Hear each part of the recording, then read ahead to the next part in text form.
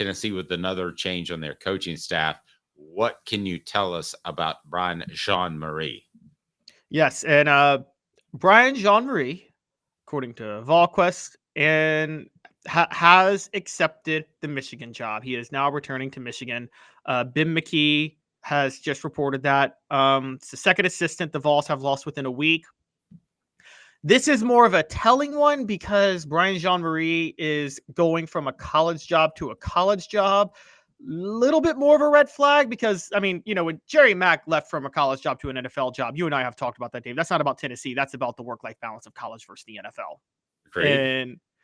But Brian Jean-Marie is going back to Michigan. He has coached at Michigan in the past, so it's not like this isn't a place where he's been, but it's not like he's a graduate of there or anything like that. It is telling that he went back up there. He coached there in 2020 when Jim Harbaugh when they were actually kind of bad, funny enough. So I wonder if this is just a promotional role or if he likes Michigan better or if he feels like he has more growth opportunities up in Michigan. But I don't know the details of why he went back to Michigan. Well, I don't know what Michigan offered him that Tennessee didn't. I was told Sherron Moore, who is the new head coach, really, really liked him and that he was going to make a push. So whether that means more money or more love or more responsibility, and I'm not even joking, it made me an associate head coach title, that Moore was going to do everything that he could to get him. That's why I started to lean towards Tennessee would lose. And he kind of could pick up the tenor in our conversations. Tennessee could lose two coaches. So now they've lost two coaches. Sorry. Mac. Oh, sorry. Yeah, I thought you were about to name it. Yeah. No, it's fine. They lost Jerry Mack. Is this disconcerting? Scale of 1 to 10. 10, people are jumping ship. 1, they're replacing these coaches with better coaches. I think it's like a 3 to 4. The only thing I think that's concerning about it is, and you talked about this yesterday, having staff openings, even if it's not going to hurt, even if they're staff members you aren't going to miss, the attrition alone can affect how you do other things. Like you said, like they probably have to retain Willie Martinez now because they just can't afford to. Yeah, you have to. You just can't afford to let him walk and while you're trying to replace 2 other guys. It's just not a great look. It's going to hurt you in recruiting. It's going to reset salaries. There's just a lot of other factors. So I think from that perspective, it's a concern. But in terms of, are they good? Like, neither of these coaches left Tennessee because they didn't like Tennessee. You're right. It sounds like Brian Jean-Marie got a better offer at Michigan. Okay, fine. And the optics are that it's a lateral move, though. I think that one hurts. Anybody that knows anything about football, even prospects, I would say, should know that coaches are trying to get to the NFL because the calendar is so untenable. So you have that situation in Jerry Mack. So I get that. I think the fact that this is kind of a lateral move, even though Michigan just won the national title, they're similar programs. I think the optics aren't good. But I think Tennessee knows that they were not elite coaches. We had Jimmy Holmes, so we talked about this yesterday. They are not elite coaches by any stretch of the imagination. The elite ones are, I believe, the Banks, the Garners, of course, the Heupels. Those are your elite guys. But I do think the fact that they have elevated and Kelsey Pope, Alec Ablin, Joey Halsley, I would be disappointed if I'm a Tennessee fan and they don't hire somebody that's got a little splash to them, somebody that's just a dyed-in-the-wool, incredible recruiter, because you have 2 positions open right now where at least one in running backs, you could fill that with an incredible recruiter. At the linebacker spot, Banks has heavy influence there. You could fill that with an incredible recruiter.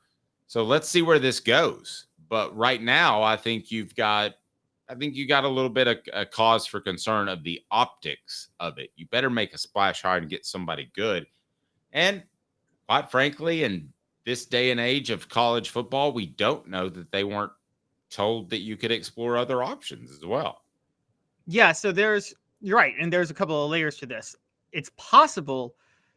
Look, I said last week Tennessee should make a splash hire to replace Jerry Mack. And guys, the reason I said that is because, and I meant splash hire for recruiting because I don't think chemistry or anything like that matters a running backs coach. Your running backs coach is just a recruiter, period, in the story. I think it's a little different for linebacker coaches. I think there's some coaching that's required. No, I And agree. so, yeah, so I think there's going to maybe they have an analyst they can promote that would keep the chemistry going. Now, someone just suggested this. You could move Mike Eckler over to linebackers coach. I will say this. Dave, you tell me if I'm wrong on this. You know more ball than I do.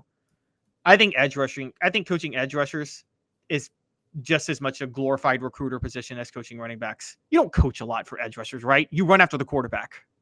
Yes, and he's Eckler has coached linebackers previously. Let me run through some possible names that I've been hearing. Some of them might actually sound familiar, as a matter of fact, and I know that A to Z has reported some of these as well. But one would be John Jancic, former Tennessee defensive coordinator.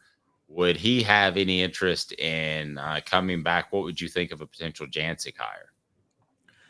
I mean, he was very salty about the way he left because Butch Jones scapegoated him for some things. By the way, he wasn't wrong to scapegoat him. I'm going to be honest, as much as I don't like Butch Jones, but maybe he would come back. I can't get that 2015 4th and 17 Florida call out of my mind from when he was a defensive coordinator. That was the absolute worst call outside of that defensive call against Alabama this past year on 4th and goal from the 30. That was the second worst call in the history of 4th down defensive calls of all time in football. Yep. And so that's why I can't get that out of my head. Then you have Tony Gilbert, former Jacksonville Jaguars linebacker coach. He has a tie to Eckler because he coached one season at North Carolina. He has extensive coaching experience at Georgia, Auburn, and North Carolina. And then you have Joe Lorigood out of Oregon, special teams coordinator. I don't know how he would fit in there since Tennessee already has one of those, and Eckler. But he does have a relationship with a couple of the coaches there. So he's a Washington native. Would he want to come this far? And then Kevin Clune, Northern Arizona defensive coordinator. This would become from Heupel's time at Utah State. Mike Schur, UNLV defensive coordinator. He joined UNLV staff as the defensive coordinator in 2023. Former Missouri linebacker.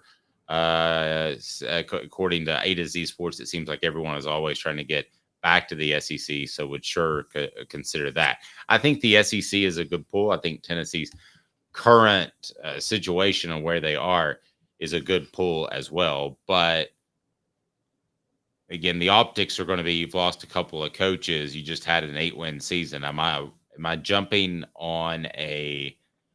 I'm just telling you objectively from another coach's potential perspective. Am I jumping on a train that's headed the right direction, or is at the station, or is heading in the wrong direction? I think if you're a coach outside of the situation and you have options after an 8-win season and 2 coaches leaving, you should ask yourself that question.